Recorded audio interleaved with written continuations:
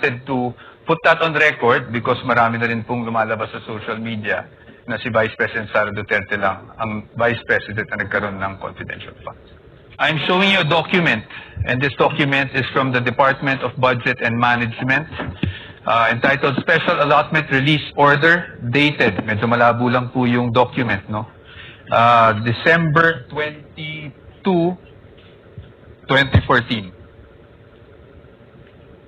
Nakita niyo po yan?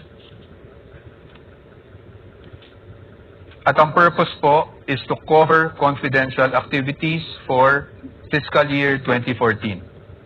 You see that? Yes, sir. And nung December 22, 2014, nasa ICFAO na po kayo. Tama po ba? Anong period po yan, sir? We have a clear here po. Date of issue, December 22, 2014.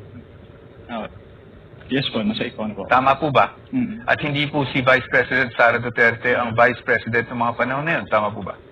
Yes po. Pero na-liquidate po ba yan?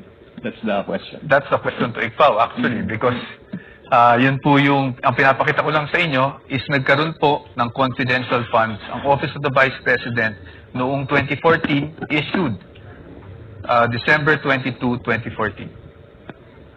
Based on that document po, Meron. Meron. You confirm.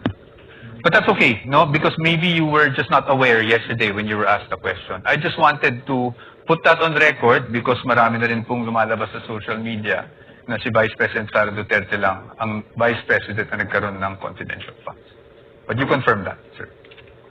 Your Honors, just a manifestation, this has not been pre-marked. We just came upon this document yesterday after the statements were made.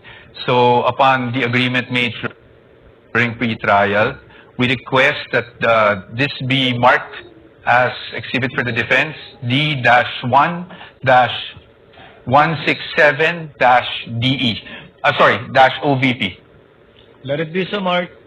Thank you, Your Honors.